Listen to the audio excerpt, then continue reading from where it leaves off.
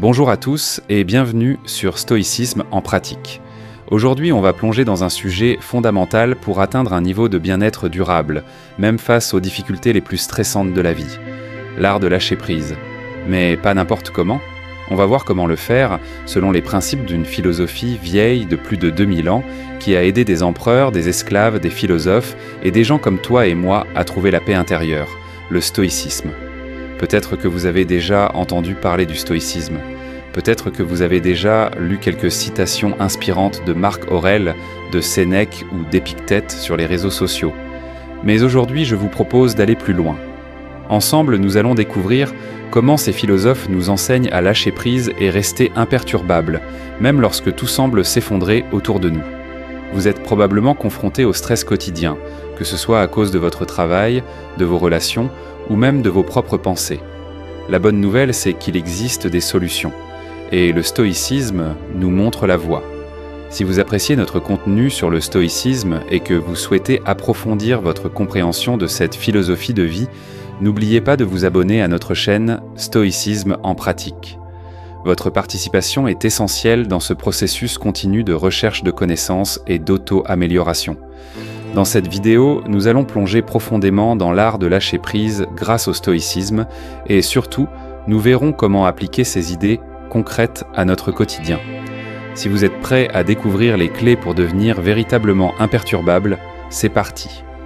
Partie 1. Comprendre le stoïcisme et le lâcher prise. Le stoïcisme est bien plus qu'une philosophie théorique réservée aux livres d'histoire. Il s'agit d'une philosophie pratique que nous pouvons appliquer dans la vie de tous les jours pour mieux gérer nos émotions, nos actions et nos relations avec le monde extérieur. Cette philosophie s'articule autour de deux idées principales, cruciales pour comprendre l'art de lâcher prise. Premièrement, les stoïciens nous apprennent qu'il y a deux catégories dans la vie. Ce que nous pouvons contrôler, c'est-à-dire nos pensées, nos actions, nos décisions et notre manière de réagir aux événements extérieurs. Ce que nous ne pouvons pas contrôler, tout ce qui nous échappe, comme les événements extérieurs, les actions des autres, le comportement des gens et même certaines de nos propres émotions immédiates. Cette distinction est essentielle. La plupart de notre stress, de notre anxiété et de notre frustration provient du fait que nous essayons de contrôler des choses qui ne sont pas sous notre contrôle. Un excellent exemple de cette idée est donné par Épictète, l'un des grands maîtres du stoïcisme qui disait « Ce qui trouble les hommes, ce ne sont pas les choses, mais les jugements qu'ils portent sur les choses. » Ce qu'Épictète nous dit ici, c'est que les événements extérieurs en eux-mêmes ne nous affectent pas directement. Ce qui cause notre souffrance ou notre frustration, c'est notre interprétation de ces événements. En d'autres termes, ce n'est pas le fait d'être coincé dans les embouteillages qui vous rend furieux, mais votre interprétation de cette situation comme étant insupportable. Un autre exemple concret serait une critique que vous recevez au travail. Ce n'est pas la critique elle-même qui vous met en colère, mais le jugement que vous portez dessus, le fait que vous la considérez comme une attaque personnelle. Ce qui nous amène à la notion centrale du stoïcisme, le lâcher prise. Ce n'est pas un acte de résignation ou de passivité, bien au contraire. Lâcher prise, c'est accepter les choses sur lesquelles vous n'avez aucun contrôle et ne pas gaspiller votre énergie mentale et émotionnelle à essayer de les changer. Cela vous permet de concentrer toute votre attention et vos efforts sur ce que vous pouvez réellement influencer. Vos pensées, vos actions et vos réactions. Imaginez que vous traversez une période difficile au travail.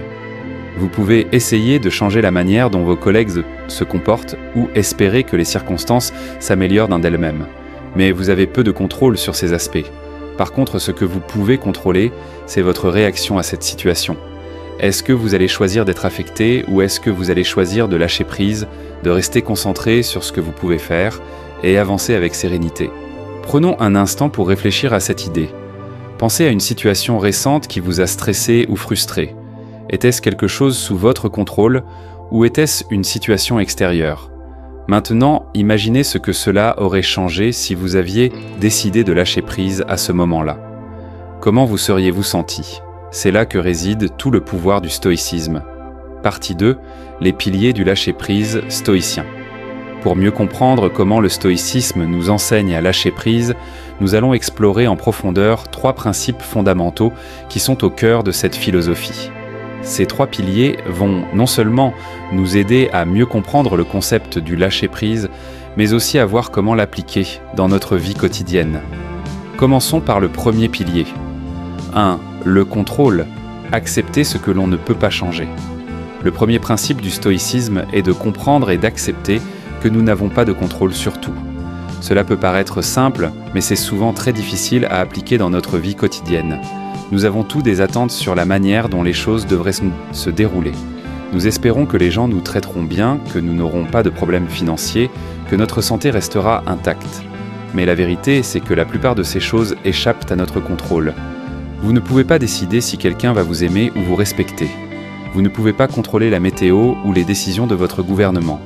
Vous ne pouvez même pas totalement contrôler vos propres émotions immédiates, car elles sont souvent une réaction instinctive à des stimuli externes. Ce que nous pouvons faire, cependant, c'est accepter ces réalités sans nous y opposer. Marc Aurèle, qui était empereur romain et pratiquait le stoïcisme, avait une phrase célèbre que vous avez peut-être déjà entendue. « Que la force me soit donnée de supporter ce qui ne peut être changé et le courage de changer ce qui peut l'être. En acceptant ce qui est hors de votre contrôle, vous libérez une grande partie de votre énergie mentale et émotionnelle, que vous pouvez alors utiliser pour vous concentrer sur ce qui peut être changé, vos propres pensées et vos actions. Lâcher prise dans ce sens signifie que vous cessez de lutter contre ce qui échappe à votre pouvoir, pour vous concentrer uniquement sur ce qui dépend de vous. Exemple pratique. Imaginons que vous êtes en retard à un rendez-vous important à cause d'un embouteillage. La plupart des gens réagiraient en s'énervant, en frappant sur le volant ou en criant contre la circulation. Mais réfléchissez un instant. Est-ce que cette réaction va changer quoi que ce soit? Bien sûr que non. Vous ne pouvez pas influencer la circulation. Ce que vous pouvez contrôler, c'est votre propre réaction. Vous pouvez choisir de vous énerver ou bien de lâcher prise et d'accepter que cette situation est hors de votre contrôle. À partir de là, vous pouvez réagir de manière constructive, appeler pour prévenir de votre retard, profiter du temps pour écouter un podcast ou méditer sur cette expérience. 2. La perception. Revoir notre manière de voir les événements. Le deuxième pilier du lâcher-prise stoïcien concerne notre perception des événements. Les événements extérieurs ne sont pas intrinsèquement bons ou mauvais, c'est nous qui leur attribuons une signification. Cette idée est profondément libératrice, car cela signifie que nous pouvons toujours changer la manière dont nous voyons une situation, même si nous ne pouvons pas changer la situation elle-même. Marc Aurèle, dans ses Pensées de pour moi-même, disait quelque chose de très puissant. Tout ce que nous entendons est une opinion, pas un fait. Tout ce que nous voyons est une perspective, pas la vérité. Cela veut dire que ce n'est pas ce qui se passe qui nous affecte, mais la signification que nous donnons à ce qui se passe. C'est une idée révolutionnaire, car elle nous donne un immense pouvoir, celui de choisir comment nous interprétons les événements. Par exemple, imaginons que vous perdiez votre emploi. La plupart des gens verraient en cela comme une catastrophe, une source d'angoisse, de peur et peut-être même de honte. Mais en réalité, cet événement n'est ni bon ni mauvais en soi. C'est notre perception qui lui donne ce sens négatif. Un stoïcien, lui, verrait cette situation différemment. Il verrait peut-être cela comme une opportunité de réévaluer ses priorités, de trouver un travail plus aligné avec ses valeurs, ou même de se réinventer. Sénèque, un autre grand philosophe stoïcien, disait « Les difficultés renforcent l'esprit, de même que le travail fortifie le corps. Chaque obstacle est une opportunité. » C'est l'essence même du stoïcisme. Le fait de revoir notre perception des difficultés nous permet non seulement de lâcher prise sur le stress inutile, mais aussi de trouver de nouvelles façons de grandir face à l'adversité. 3. L'action. Se concentrer sur ce que l'on peut faire. Enfin, le troisième pilier est l'action. Le stoïcisme n'est pas une philosophie de l'inaction ou de la résignation. Au contraire, les stoïciens croient qu'il faut agir en accord avec nos valeurs et se concentrer sur les actions qui dépendent de nous. En d'autres termes, même si vous ne pouvez pas contrôler le résultat final d'une situation, vous pouvez toujours agir de manière intentionnelle et réfléchie. C'est là que réside le véritable pouvoir du stoïcisme. Dans l'idée que même face aux circonstances les plus difficiles, vous avez toujours le contrôle sur vos actions. Par exemple, si vous êtes confronté à une situation conflictuelle au travail, vous ne pouvez peut-être pas contrôler les réactions des autres, ni même l'issue du conflit. Cependant, ce que vous pouvez faire, c'est agir avec intégrité et sagesse. Vous pouvez choisir de répondre calmement, de proposer des solutions constructives ou de prendre du recul pour éviter d'envenimer la situation. En agissant de cette manière, vous reprenez le contrôle de votre attitude et de vos actions. ce qui vous permet de lâcher prise sur tout ce qui ne dépend pas de vous. Exemple pratique supplémentaire. Pensez à un athlète qui se prépare pour une compétition importante. Il peut contrôler ses efforts, sa préparation, son entraînement et sa concentration mentale. Mais il ne peut pas contrôler le résultat de la course, les conditions météorologiques, la performance des autres concurrents ou même les décisions des juges. Ce que l'athlète stoïcien ferait, c'est se concentrer uniquement sur sa préparation et sur son effort, sans s'attacher au résultat final. De cette manière, il peut lâcher prise sur tout ce qui pourrait le stresser inutilement et rester concentré sur ce qu'il peut réellement faire. Partie 3. Comment lâcher prise au quotidien. Maintenant que nous avons vu les principes fondamentaux du stoïcisme, comment pouvons-nous les appliquer dans notre vie quotidienne ? Voici quelques situations concrètes où l'art de lâcher prise peut vraiment faire une différence. 1. Faire face aux imprévus, adopter la flexibilité mentale. La vie est pleine d'imprévus, les plans changent, les gens annulent des rendez-vous, les événements ne se déroulent pas toujours comme prévu. C'est dans ces moments-là que nous sommes souvent le plus frustrés parce que nous sommes confrontés à l'inattendu. Mais les stoïciens nous enseignent une chose importante, la flexibilité mentale est la clé pour lâcher prise face aux imprévus. Marc Aurèle, dans ses écrits, commence souvent sa journée en se préparant mentalement à rencontrer des obstacles. Il écrit « Aujourd'hui, je rencontrerai l'ingratitude, la tromperie, l'arrogance, la jalousie et l'égoïsme. » Ce qu'il fait ici, c'est anticiper les difficultés. Non pas dans un esprit de pessimisme, mais dans une logique de préparation mentale. En étant prêt à affronter des imprévus, vous n'êtes pas surpris quand ils surviennent. Vous êtes mentalement armé pour les gérer.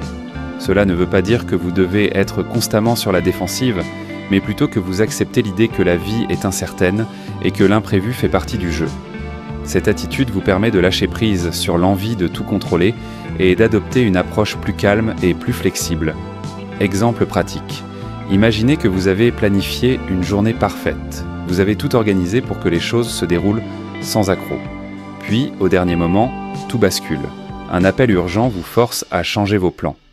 Un stoïcien ne s'effondrerait pas face à cet imprévu. Au contraire, il accepterait ce changement comme une réalité de la vie et il ajusterait ses plans en conséquence sans se laisser envahir par la frustration. 2. Ne pas s'attacher au résultat, se concentrer sur le processus.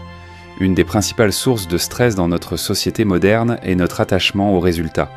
Nous voulons des résultats immédiats, que ce soit dans notre travail, nos relations ou nos projets personnels. Mais le stoïcisme nous enseigne que l'attachement aux résultats est une des plus grandes causes de souffrance. En nous concentrant uniquement sur les résultats, nous oublions que beaucoup de facteurs influencent l'issue d'une situation et que ces facteurs ne sont souvent pas sous notre contrôle. Le stoïcien, lui, choisit de se concentrer sur le processus. Ce qui importe, ce n'est pas d'atteindre l'objectif à tout prix, mais d'agir de manière intentionnelle et vertueuse tout au long du chemin. Par exemple, si vous êtes entrepreneur et que vous lancez un nouveau projet, vous ne pouvez pas garantir que ce projet sera un succès. Il y a des facteurs économiques, des décisions prises par d'autres personnes, des imprévus qui pourraient bien surgir. Ce que vous pouvez contrôler, par contre, c'est la qualité de votre travail, l'attention que vous portez aux détails et votre persévérance. En vous concentrant sur le processus, vous pouvez lâcher prise sur l'issue finale, car vous savez que vous avez fait de votre mieux. 3. Réévaluer les émotions négatives. Choisir une réponse stoïcienne. Les émotions négatives, comme la colère, la jalousie ou la frustration, sont des réactions naturelles face à certains événements de la vie. Mais pour les stoïciens, ces émotions ne sont pas une fatalité. Elles peuvent être réévaluées et transformées. Sénèque disait « La colère est une courte folie ». Ce qu'il voulait dire, c'est que la colère nous pousse souvent à agir de manière irrationnelle. Mais la bonne nouvelle, c'est que vous pouvez choisir de ne pas vous laisser emporter par vos émotions négatives. Plutôt que de réagir instinctivement, vous pouvez prendre du recul, évaluer la situation de manière plus objective et choisir une réponse plus constructive. Exemple pratique. Prenons un exemple simple. Vous recevez un message offensant d'un collègue ou d'un ami. Votre première réaction pourrait être de répondre sur le même ton, poussé par la colère. Mais en tant que stoïcien, vous pouvez lâcher prise sur cette impulsion. Vous réalisez que vous ne pouvez pas contrôler ce que cette personne a dit, mais vous pouvez contrôler votre réponse. Vous pouvez choisir de ne pas laisser cette situation vous affecter émotionnellement. Vous pouvez répondre de manière calme et rationnelle, ou même décider de ne pas répondre du tout. Partie 4. Exercice pratique pour lâcher prise. Pour véritablement intégrer l'art de lâcher prise dans votre quotidien, je vous propose maintenant quelques exercices pratiques inspirés du stoïcisme. Ces exercices vont vous aider à muscler votre capacité à lâcher prise et à vous libérer du stress inutile. 1. La visualisation négative. La première technique est la visualisation négative, ou ce que les stoïciens appellent la préméditatio malorum. Cet exercice consiste à anticiper mentalement les difficultés que vous pourriez rencontrer dans une situation donnée afin de vous y préparer émotionnellement. Cela peut sembler contre-intuitif. Pourquoi penser aux choses négatives qui pourraient en arriver? Mais cet exercice ne vise pas à créer de l'angoisse. Au contraire, il a pour but de vous préparer mentalement à tout ce qui pourrait arriver et ainsi à réduire votre peur de l'inconnu. Par exemple, si vous devez passer un entretien important, vous pourriez visualiser les choses qui pourraient grand mal se passer. Le recruteur pourrait être froid, vous pourriez être nerveux, vous pourriez même échouer. En vous préparant à ces scénarios, vous les désamorcez mentalement, ce qui vous permet de vous y confronter sans être déstabilisé si cela arrive. 2. Le journal stoïcien. Le deuxième exercice consiste à tenir un journal stoïcien. Écrire chaque jour vos pensées, vos préoccupations et vos réactions aux événements peut vous aider à prendre du recul et à analyser vos émotions sous un angle stoïcien. Prenez l'habitude, chaque soir, d'écrire les situations qui vous ont dérangé dans la journée, puis demandez-vous: était-ce quelque chose que je pouvais contrôler? Sinon, pourquoi ai-je laissé cela m'affecter? Quelle réponse plus stoïcienne aurais-je pu adopter? Cet exercice vous permettra de prendre conscience des moments où vous vous attachez inutilement à des choses hors de votre contrôle et de progressivement développer votre capacité à lâcher prise. 3. Le memento mori. Enfin, le dernier exercice que je vous propose est le memento mori, un principe stoïcien qui nous invite à nous rappeler de notre propre mortalité. Cela peut sembler un peu sombre, mais en réalité, cela permet de relativiser nos préoccupations et de vivre plus pleinement dans l'instant présent. Chaque jour, prenez un moment pour vous rappeler que la vie est courte et que beaucoup de nos soucis quotidiens n'ont finalement pas tant d'importance que cela. Demandez-vous, si je devais mourir demain, est-ce que ce problème aurait encore de l'importance ? Cet exercice vous aidera à lâcher prise sur les petites frustrations et à vous concentrer sur ce qui compte vraiment. Pour conclure, le stoïcisme nous enseigne que l'art de lâcher prise repose sur une compréhension profonde de ce qui est sous notre contrôle et de ce qui ne l'est pas. En changeant notre perception des événements, en nous concentrant sur le processus plutôt que sur les résultats et en acceptant les imprévus avec flexibilité, nous pouvons devenir véritablement imperturbables. Lâcher prise ne signifie pas abandonner ou devenir passif. Cela signifie simplement reconnaître les limites de notre pouvoir et choisir de concentrer notre énergie sur ce qui compte vraiment, nos actions, nos pensées et notre capacité à répondre aux situations avec sagesse et calme. Alors, la prochaine fois que vous vous sentirez frustré, stressé ou dépassé, rappelez-vous les enseignements des stoïciens.